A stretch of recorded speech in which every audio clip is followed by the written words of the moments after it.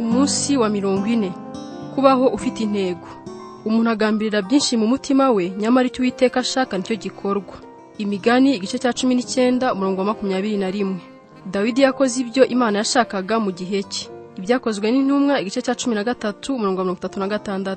Kubaho ufite intego nibwo buryo bwonyine bwo kugira ubuzima nyabuzima. Ibindi bisigaye ni ukubona bucya bukira. Abantu benshi bahora bahanganye n'ibintu bitatu mu buzima. Icya mbere ni ukumenya icyo uri cyo. Ndinde. Icya kabiri ni ukugira agaciro. Ese mfite icyo maze? Icya gatatu ni ukugira umumaro. Nuruhe ruhare rwanjye mu buzima? Ibisubizo kuri ibyo bibazo byose uzabisanga mu ntego 5 z'Imana ku buzima bwawe. Mu cyumba cyo hejuru ubwo Yesu yarangizaga umunsi we wa nyuma n'umurimo yakoranaga n'abigishwa be, yabogeje ibirenge nk'icyitegererezo, maze arababwira ati, ubwo mumenye ibyo murahirwa nimubikora. Iyo umaze kumenya neza icyo Imana ishaka gukora, umugisha uwubona iyo utangiye ukabikora. Dore ubu twegereje iherezo ry'urugendo rw'iminsi 40 twafatanije muri iki gitabo. Ubwo umaze gusobanukirwa intego z'Imana ku buzima bwawe, uzahirwa nuzishyira mu bikorwa. Ibi bivuga ko hari ibintu bimwe na bimwe uzagomba guhagarika. Hari ibintu byinshi byiza ushobora gukora mu buzima, ariko imigambi y'Imana ni biriya 5 ugomba gushyira mu bikorwa. Ikibabaje ni uko byoroshye kurangara ukibagirwa ibyangombwa. Biroroha cyane kugenda utwarwa n'ibindi ukava mu by'ingenzi, buhoro buhoro ukava mu murongo. Kugira ngo wirinde ko ibyo bikubaho, wagombye gushyiraho icyemezo cy'intego z'ubuzima bwawe kandi ukajya uzigenzura kenshi. Icyemezo cy'intego z'ubuzima ni iki? Icya mbere ni icyemezo cyerekana mu ncamake intego z'Imana ku buzima bwawe. Mu magambo yawe ukiyemerera gusohoza intego 5 z'Imana ku buzima bwawe. Icyemezo cy'intego z'ubuzima ntabwo ari urutonde rw'imigambi ugomba kugeraho. Ingamba nk'izo ni z'igihe gito, intego z'Imana zo zihoraho. Bibiri bivuga neza igira iti, imigambi y'Uwiteka ikomera iteka ryose, ibyo yibwira mu mutima we bihoraho ibihe byose. Icya kabiri ni icyemezo gitanga icyerekezo cy'ubuzima bwawe.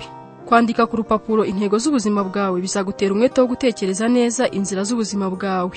Bibiri iravuga ngo umenye neza aho ugana, bityo ntuzateshuka inzira ihamye. Icyemezo cy'intego z'ubuzima cyerekana uko uteganya gukoresha igihe cyawe, ubuzima, amafaranga, ariko kinerekana mu buryo buziguye ibyo utazakora. Igitabo cy'imigani kiravuga ngo umunyabwenge agambirira gukora ibyo yatekereje neza, naho umupfapfa ahaguruka akubita hirya no hino. Icya gatatu ni icyemezo cyerekana icyo wita ubutsinzi. Cyerekana ibyo wowe uha agaciro bitandukanye n'iby'isi ivuga ko bifite agaciro. Gisobanura neza ibyo ushyize imbere. Pawulo yaravuze ngo nshaka ko musuzuma ibintu mukamenya ikirushije ibindi kugira umumaro. Icya kane ni icyemezo gisobanura neza uruhare rwawe. Uzagira uruhare rutandukanye mu bintu byinshi uko ugenda ukura mu buzima, ariko intego z'ubuzima bwawe zo ntizizigera zihinduka. Zo zihora ziri hejuru y'umurimo uwo ari wo wose wakora. Icya gatanu ni icyemezo kigaragaza neza uwo uriwe. Cyerekana uburyo bwihariye Imana yakuremye kugira ngo uyikorere. Ufate igihe gihagije wandike icyemezo cy'intego z'ubuzima bwawe. Ntiwivune ugerageza kwirangiza mu munsi umwe, kandi ntugerageze gukora ibintu bitagira amakemwa mu ikubitiro. Wandike wihuta ibitekerezo byose byawe uko bigenda bikuzamo. Biroroha iteka gukosora ibyo wanditse kuruta guhanga bwa mbere. Dore ibibazo 5 bizagufasha mu gutegura icyemezo cyawe. Ibibazo 5 by'ingenzi mu buzima. Icya mbere ni iki kizaba umutima w'ubuzima bwanjye? Iki ni ikibazo cyo kuramya. Ese ugiye kubaho ku bwande? Ni ibiki ugiye kubakiraho imibereho yawe? Ushobora kubakira ubuzima bwawe ku mirimo ukora, umuryango wawe, imikino cyangwa imyidagaduro, amafaranga, kwinezeza cyangwa ibindi byinshi wakora. Ibyo byose ni ibintu byiza, ariko ntago byagombye kuba umutima w'ubuzima bwawe. Nta na kimwe muri ibyo gishobora kukubera inkingi wishingikirizaho y'ubuzima bwawe buhungabanye. Ukeneye urufatiro rukomeye rutanyeganyega. Umwami Asa yabwiye abaturage ba Yuda ngo berekeze ubuzima bwabo ku Mana. Ubundi mu by'ukuri, icyo ushyize mu mutima w'ubuzima bwawe gihinduka Imana yawe. Igihe wahaga Kristo ubuzima bwawe, yarimutse aza mu mutima wawe, ariko ugomba kuhamugumisha kubwo kumuramya. Pawulo aravuga ngo ndasenga ngo Kristo ature yime mu mitima yanyu. Uzamenya ute ko Imana ari urufatiro rw'ubuzima bwawe? Iyo Imana iri mu mutima wawe, urangwa no kuyiramya. Yitarimo urangwa no guhangayika. Guhangayika ni ikimenyetso kikuburira ko Imana wayitendetse ku ruhande. Numara kwisubiza mu mwanya wo hagati, uzongera wumva ufite amahoro. Bibiliya iravuga ngo muzumva amahoro ava ku Mana aje akabaturisha. Nibyo gitangaza uko wumva umeze iyo Kristo aje akirukana guhangayika bikava mu mutima w'ubuzima bwawe. Icya kabiri ni iki kizaranga ubuzima bwanjye? Iki ni ikibazo cyo gukura nk'umwigishwa. uzaba umuntu umeze ute? Imana yita cyane ku cyo uri cyo kuruta ibyo ukora. Ujye wibuka ko uzajyana imico yawe mu bugingo buhoraho, ariko ntabwo uzajyanayo umurimo wawe. Ukora urutonde rw'imico myiza ushaka kugaragaza mu buzima, nurangiza utangire gukora ngo ikurire muri wowe. Ushobora guhera ku mbuto z'umwuka cyangwa ku biranga bahiriwe. Petero yaravuze ati, ntimugire igihe muta, ahubwo mwihutire kubaka ku byo mwahawe, kwizera kwanyu mukuzurisha ingeso nziza, kumenya, kwirinda, kwihangana, kubaha Imana, kugaragariza urugwiro bene data n'urukundo rutagira ubugugu. Ntucike intege ngo ucogore nusitara. Bisaba ubuzima bwose ngo ugire kamere isa n'iya Kristo. Pawulo yabwiye Timoteyo ati, wirinde mu mico yawe kandi witondere n'ibyo wigisha. Ntutezuke, ukomere ushikame. Icya gatatu, umumaro w'ubuzima bwanjye uzaba uwuhe? Icyo ni ikibazo cy'umurimo wawe. Umurimo wawe uzaba uwuhe mu mubiri wa Kristo? Nyuma yo gusuzuma no kumenya impano zawe, umutima wawe, ubushobozi bwawe, imiremerwe yawe n'inararibonye, ari byo imiterere, ni uruhe ruhare rukwiye wagira mu muryango w'Imana? Niki wakora kikagaragaza umumaro? Ese hari itsinda ry'abantu mu mubiri wa Kristo nashobora gukorera kubera imiterere yanjye? Pawulo yerekanye imimaro ibiri izana no gusohoza umurimo wawe, agira ati, kuko uwo murimo utamara gusa ubukene bw'abera, ahubwo unatera benshi guhimbaza Imana. Nubwo Imana yagushyizemo ibyangombwa byose ngo ushobore gukorera abandi, ntushobora guhaza ubukene bw'abantu bose. Na Yesu ubwe ntiyabigezeho igihe yari ku isi. Ugomba gutoranya abo ushobora gufasha bikagira umumaro ukurikije imiterere yawe. Ujye wibaza uti, ninde numva nshaka gufasha kurusha abandi? Yesu yaravuze ati, nabashyiriyeho kugira ngo mugende mwere imbuto, kandi imbuto zanyu zizagumeho. Buri wese muri twe azera imbuto zo mu buryo butandukanye. Icya kane, nubuhe butumwa butangwa n'ubuzima bwanjye? Iki ni ikibazo kijyanye n'umurimo wawe mu batizera. Icyemezo cy'umurimo w'ubutumwa bwawe ni kimwe mu bigize icyemezo cy'intego z'ubuzima bwawe. Wagombye gushyiramo umugambi wawe wo kugeza ku bandi ubuhamya bwawe n'ubutumwa bwiza. Wagombye no gukora urutonde rw'amasomo y'ubuzima n'ibigushishikaza mu mwuka Imana yaguhaye ngo ujye usangira n'abandi. Uko ugenda ukura, Imana ishobora kuguha itsinda ry'abantu ryihariye wo kwibandaho ngo bagezeho ubutumwa. Ibyo nabyo ubyongere ku cyemezo cyawe. Niba uri umubyeyi, umwe mu mirimo yawe ni ukurera abana bawe ngo bamenye Kristo, kubafasha kumenya intego ze ku buzima bwabo no kubohereza ngo bajyane ubutumwa mu isi. Ushobora kongera intego ya Yosuwa mu byemezo byawe ugira uti, naho jye n'inzu yanjye tuzakorera Uwiteka. Birumvikana ko ubuzima bwacu bugomba kujyana kandi bugashyigikira ubutumwa dutanga.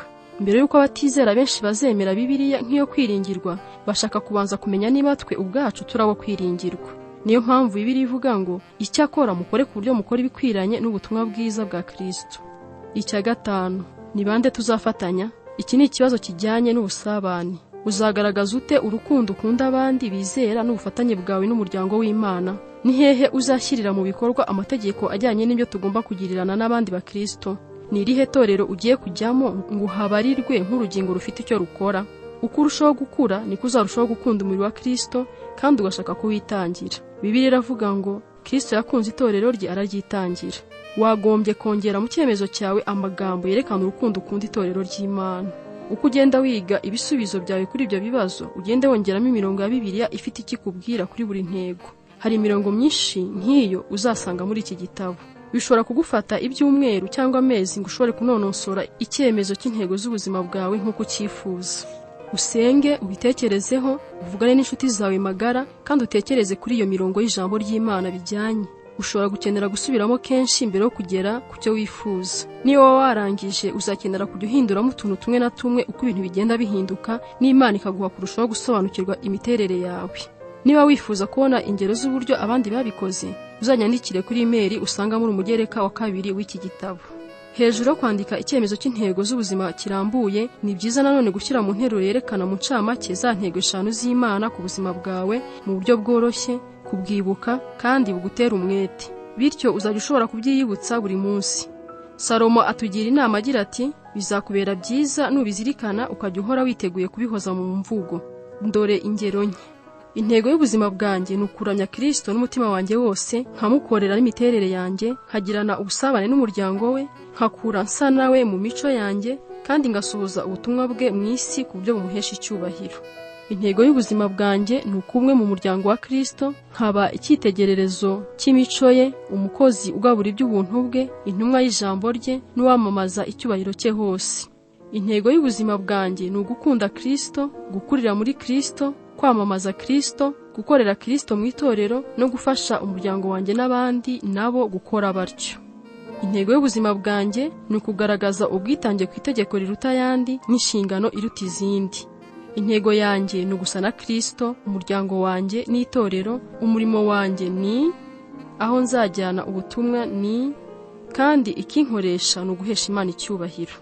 Ushobora gutangira kwibaza uti none se ubushake bw'Imana ku kazi kanjye cyangwa ku muryango wanjye, ku hantu ngomba kuba cyangwa kujya mu ishuri?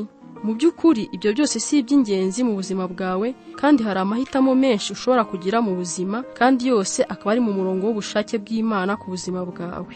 Icyangombwa ni uko usohoza intego z'Imana zihoraho utitaye ku hantu utuye, aho ukora cyangwa uwo mwashakanye. Ibyo umuntu agambirira mu mutima we biba byinshi, ariko ibyo Uwiteka ashaka nibyo bisohora. Ujye rero urangamira intego z'Imana ku buzima bwawe aho kwita ku migambi yawe bwite, kuko imigambi y'Imana ariyo ihoraho iteka. Nigeze kumva umuntu atanga igitekerezo cy'uko wagombye kwiha intego z'ubuzima ushingiye ku byo wakwifuza ko abandi bazakuvuga bahagaze ku mva yawe umunsi wo kuguhamba. Ngo utekereze abantu bose bakuvuga neza cyane gusa, maze wubake imigambi yawe uhereye kuri ibyo. Nkubwije ukuri, iyo nama si nziza. Igihe wapfuye, ibyo abantu bazakuvuga nta gaciro bizaba bigifite. Ikizagira icyo kimara ni Imana yo izakuvugaho. Bibiliya yo iravuga ngo umugambi wacu ni ukunezeza Imana, si ukunezeza abantu. Umunsi umwe Imana izagenzura uburyo washubije ibibazo bikurikira ku mikoreshereje y'ubuzima bwawe. Ese wagize Yesu urufatiro rw'ubuzima bwawe? Ese witaye ku gutunganya kamere yawe? Ese wakoresheje ubuzima bwawe ufasha abandi? Ese washyikirije abandi ubutumwa yaguhaye kandi usohoza umurimo wawe? Ese wagaragaje urukundo kandi ugira uruhare mu muryango w'Imana? Ibyo nibyo bibazo bizagira icyo bikumarira kubisubiza. Nk'uko Pawulo yabivuze neza, intego yacu ni ukugera ku rugero rw'umugambi w'Imana. Imana ishaka kugukoresha. Haciyeho nk'imyaka 30 nsomye mu gitabo cy'ibyakozwe n'intumwa igice cya 13 umurongo wa 36, interuro ngufi yahinduye icyerekezo cy'ubuzima bwanjye. Yari amagambo 7 gusa, ariko nka kashe batera ku rupapuro igafata. Aya magambo nayo yafashe mu bwenge bwanjye, aho Bibiliya igira iti Dawidi yakoze ibyo Imana yashatse mu gihe cye. Ibyo byatumye nsobanukirwa icyatumaga Imana ivuga ngo Dawidi umuntu umeze nk'uko umutima wanjye ushaka. Dawidi yari yareguriye ubuzima bwe gusohoza imigambi y'Imana ku isi. Nta magambo meza arutayo bashobora kukuvugaho ku munsi wo guhambwa kwawe. Tekereza banditse ku mva yawe ngo yakoze ibyo Imana ishaka mu gihe cye.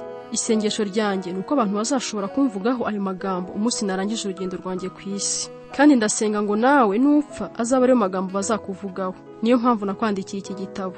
Iyo nteruro niyo ncamake y'ubuzima bwakoreshejwe neza. Gusohoza imigambi y'Imana ihoraho kandi irenze ibihe mu buryo bukwiriye igihe ugezemo kandi ukabikorera igihe. Ibyo nibyo kugira ubuzima bufite intego. Abagiye imbere yacu n'abazaza nyuma yacu ntibashobora gusohoza imigambi y'Imana mu gihe cyacu. Nitwe twenyine dushobora kubikora. Nka Esiteri, Imana yakuremeye ngo uzagire umumaro mu gihe nk'iki. Imana iracyashakisha abantu bo gukoresha. Bibiliya iravuga ngo amaso y'Uwiteka areba ku isi hose kugira ngo akomeze abamwiyeguriye babikuye ku mutima. Ese nawe wakwemera kuba umuntu Imana ikoresha ngo isohoze imigambi yayo? Wakwemera gusohoza imigambi y'Imana mu gihe cyawe? Pawulo yagize ubuzima bufite intego. Niyo wavuze ati iyo niruka ngendera inzira imwe buri ntambwe inganisha ku ntego. Impamvu rukumbi yo kubaho kwe yari ugusohoza imigambi yose Imana yari imufitiye. Yaravuze ati kubwanjye kubaho ni Kristo no gupfa byambera inyungu. Pawulo ntabwo yari afite ubwoba bwo kubaho cyangwa gupfa. Uko byari kumera kose yari kubasohoje intego Imana yari ifite ku buzima bwe. Ntabwo yari kubatsinzwe. Hari umunsi amateka azashyirwaho iherezo, ariko ubugingo bw'iteka buzakomeza. William Carey yaravuze ngo ejo hazaza harabagirana ubwiza bw'amasezerano y'Imana. Nubona gusohoza imigambi y'Imana byagukomereye, ntuzemere gucika intege. Ujye wibuka ibihembo bigutegereje kuko bizahoraho iteka. Bibiliya iravuga ngo amakuba y'akanya gato duhura nayo muri iki gihe adutegurira ikuzo ry'iteka ry'akataraboneka risumba kure ibyo byose. Gerageza kwiyumvisha uko bizaba bimeze umunsi umwe, twese duhagaze imbere y'intebe y'Imana, tuyimurikira ubuzima bwacu, dushimira cyane kandi turanya Kristo tubikuye ku mutima. Tuzavugira hamwe ngo ni wowe ukwiye Umwami wacu. Koko Mana yacu, uhabwe ubwiza, icyubahiro, ubutwari. Byose ni wowe wabiremye kandi byose byaremwe kuko wabishatse. Tuzamuhimbariza imigambi ye kandi tubereho gusohoza intego ze ubutagira iherezo. Gutekereza ku ntego y'ubuzima bwanjye. Ingingo yo kuzirikana. Kubaho ufite intego nibwo buryo bwonyine bwo kubaho by'ukuri. Umurongo wo gufata mu mutwe. Dawidi yakoze ibyo Imana yashatse mu gihe cye. Ibyakozwe n'intumwa igice cya 13 umurongo wa 36.